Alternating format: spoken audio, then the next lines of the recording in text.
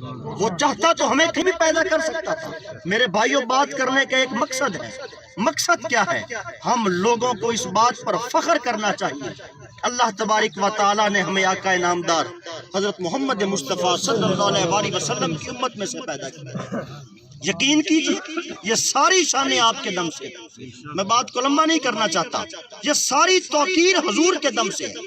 میری عزت، قاری صاحب کی عزت، کسی نعت خواں کی عزت، کسی مسجد، ممبر اور محراب کی عظمت اگر ہے تو وہ حضور کے دم سے ہے، حضور کے نام سے ہے، حضور کے ذکر سے ہے۔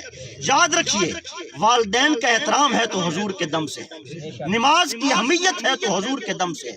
اگر عبادات کا کہیں پر بھی کوئی تصور ہے، سب سے پہلے دل میں محبت مصطفیٰ صلی اللہ علیہ وسلم کا ہونا ضروری ہے، ورنہ یہ نمازیں ایسی نمازیں ہیں کہ جس کے دل میں حضور کی محبت نہ ہو، کل قیامت والے دن انسانوں کے منہ پر ماری جائیں گی۔ میرا مقصد یہ نہیں ہے کہ نماز کی عظمت کم ہے، وراء الورا عبادت ہے، وہ عبادت ہے جس کا حکم کملی والے تاجدار نے دیا ہے۔ اس سے بڑھ کر اس کی اہمیت کیا ہو سکتی ہے؟ کوئی نماز چھوڑے، کوئی ترک کرے، یہ اس کی بدبختی ہو سکتی ہے، یہ دین نہیں ہو سکتا۔ جو حضور نے فرما دیا نماز فرض ہے۔ لیکن میرے بھائیوں، جو میں گفتگو کرنا چاہتا ہوں اس کا نچوڑ یہ ہے، نمازوں کا لطف تب ہے جب دل میں محبت مصطفیٰ صلی اللہ علیہ وسلم، عبادات کا لطف تب ہے جب حضور کی محبت دل میں ہے۔ اللہ ایک ہے، اللہ، میرا اختتامی جملہ، اللہ کیا کسی نے دیکھا اس کو ایک؟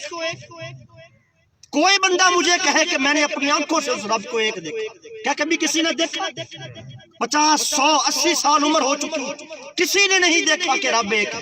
لوگ بڑے عجیب سے ہوتے ہیں، 4 کتابیں پڑھ کر کہتے ہیں حضور کے وسیلے کی نعوذ باللہ ضرورت کیا ہے، اللہ ہی کافی ہے۔ وہ میرے بھائی، اللہ کافی ہے، اس کا ثبوت کیا ہے کہ وہ کافی ہے؟ وہ ایک ہے، وہ کس نے دیکھا ہے؟ وہ ایک ہے، ذرا سا بھی عقل اور شعور ہے، خدا کی قسم ہے بندہ گریبان میں جھانک کے پتا چلتا ہے 1400 سال پہلے آمنہ کے لال نے کہہ دیا تھا رب ایک ہے۔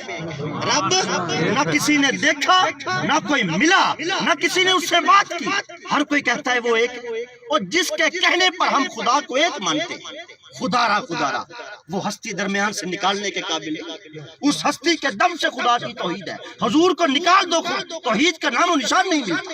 اللہ ایک ہے، یہی توحید ہے نا، اللہ ایک ہے۔ یہ کس کے دم سے قائم ہے؟ حضور کے دم سے۔ کس کے دم سے کروایا؟ اللہ نے ہے، قائم کرنے والی ذات رب کی ہے، لیکن رب نے کروائی حضور کے وسیلے سے، تو کس کو انکار ہو سکتا ہے؟ وہ کیسے بھی ثابت کر دیتا میں ایک ہوں، لیکن نہیں، اس نے کہا میں ایک ہوں، لیکن اس کا ثبوت اگر کائنات کو دوں گا اپنا محبوب حضرت محمد مصطفیٰ صلی اللہ علیہ وسلم کی صورت میں دوں گا۔ تو میرے بھائیوں، خدا کے ایک ہونے کا ثبوت بھی حضور ہے، قرآن کی عظمت کا ثبوت بھی حضور ہے صلی اللہ علیہ وآلہ وسلم، عبادات کی عظمت کا ثبوت بھی حضور ہے۔ یہ ختم شریف پڑھا جائے گا، اس کا ثواب مرنے والے کو پہنچے گا نا؟ کیا ثبوت ہے؟ سوائے اس کے کہ حضور نے فرمایا، سوائے اس کے کہ حضور نے قرآن ایک لفظ پڑھو، ایک حرف پڑھو، نیکیاں کتنی ہیں؟ کتنی نیکی ہے؟ پتہ ہی نہیں۔ ہمیں کیا پتہ نیکی کیا ہوتی ہے؟ کیا کبھی کسی کو پتہ ثواب کیا ہوتا ہے؟ نہیں، نیکی قائم ہے تو حضور کے دم سے، ثواب قائم ہے تو حضور کے دم سے۔ 2 فرشتے ہیں ہمارے قدوں پر، کتنے فرشتے ہیں؟ ایک نیکی لکھتے ہیں اور ایک کیا لکھتا ہے؟ کبھی کسی نے نماز پڑھی ہو، ہلکی سی بھی سرکنے کی آواز ہو، نیکی والے فرشتے نے نماز لکھی ہے۔ کبھی کسی کو محسوس ہوا، کسی کے منہ سے جھوٹ نکلا ہو، اس کو پتا چلا ہو کہ بائیں کندھے والے فرشتے نے کچھ لکھا ہے؟ نہ کبھی آج تک کسی نے اس فرشتے کو دیکھا، نہ ان کا وزن محسوس کیا۔ میرے سب کے سمیت ایمان ہے کہ کندھے دائیں پر بھی فرشتہ ہے اور بائیں پر بھی۔ بندہ پوچھے تو کہتا ہے حضور کی ضرورت نہیں ہے، یہ کس کے دم سے ثبوت ہے کہ فرشتے ہیں؟ بندہ کہے گا ہم نے تو دیکھے نہیں، بس کملی والے نے کہہ دیا تھا، فرما دیا تھا فرشتے ہیں، فرشتے۔ تو میرے بھائیوں، یہ سارا اسلام حضور کے دم سے قائم ہے۔ حضور کو کبھی مت نکالنا، کہیں سے نہ نکالنا۔ حضور نکل جائیں تو قرآن کی، اسلام کی الف بے اور یہ نہیں بچتی۔ قرآن اترا، کس نے اترتے دیکھا؟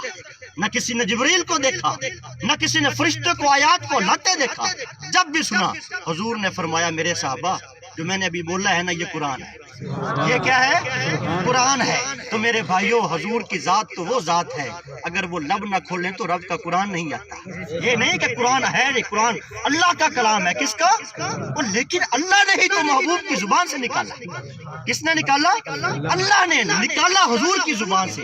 اور جس کے لب ہونٹ نہ ہلیں، قرآن کی الحمد نہ اترے، جس کے لب نہ ہلیں، اللہ کی آیت ہم تک نہ پہنچے، تو اسی آیت میں سے یہ تلاش کرنا کہ حضور کی ضرورت نہیں۔ ارے جس آیت سے، جس قرآن سے تو یہ تلاش کرنے کی کوشش کر رہا ہے کہ حضور کے وسیلے کی ضرورت نہیں، وہ قرآن تو اترا ہی حضور کے وسیلے سے، وہ قرآن تو اترا ہی حضور کے۔ اور جس قرآن سے تو یہ ثبوت تلاش کرتا ہے کہ حضور کا وسیلہ ضروری ہے کہ نہیں ہے، وہ قرآن تو ہمیں ملا حضور کے وسیلے سے۔ تو میرے بھائیو، زندگی 4 دن کی مہمان ہے۔ فتوے لگانے کے لیے دنیا بڑی پڑی ہے، عالم پڑے ہیں، پیر پڑے ہیں، فقیر پڑے ہیں، جس پہ چاہو فتویٰ لگاؤ۔ حضور کی ذات پرکھنے کے قابل ہے، حضور کی ذات وفاداری کے قابل ہے، حضور کی ذات مدح سرائی کے قابل ہے، حضور کی ذات حمد و ثنا کے قابل ہے، حضور کی ذات نعت کے قابل ہے۔ فقراء کا یہی درس ہے، علماء کا یہی درس ہے، جب بھی خدا ملتا ہے وسیلہ مصطفیٰ سے ملتا ہے، جب بھی خدا ملتا ہے وسیلہ مصطفیٰ سے ملتا ہے۔ حسن کی ابتدا محمد ہیں صلی اللہ علیہ وآلہ وسلم، عشق کی انتہا محمد ہیں، عقل حیران خرد عاجز، کوئی کیا سمجھے کہ کیا محمد ہیں۔ اللہ تعالی ہم سب کو آقا انعامدار حضرت محمد مصطفیٰ صلی اللہ علیہ وآلہ وسلم کی باتوں پر، آپ کے احکامات پر اس معنی میں عمل کرنے کی توفیق عطا فرمائے کہ یہ باتیں انہی کا صدقہ، یہ احکامات انہی کا صدقہ، یہ عبادتیں انہی کا صدقہ، یہ ناز و نخرے انہی کا صدقہ، یہ عزت و تکریم انہی کا صدقہ، یہ حفظ و کرت انہی کا صدقہ، یہ پیری، یہ فقیری، یہ مقامات انہی کا صدقہ، یہ مسجدیں انہی کا صدقہ، یہ قرآن، یہ زکوٰۃ، یہ نماز، یہ روزہ، یہ حج اور زکوٰۃ، یہ سب صدقہ مصطفیٰ کا ہے۔ دیا خدا نے ہے، لیکن جب بھی عطا کیا ہے در مصطفیٰ صلی اللہ علیہ وآلہ وسلم سے عطا کیا ہے۔ وآخر دعوانا الحمدللہ رب العالمین۔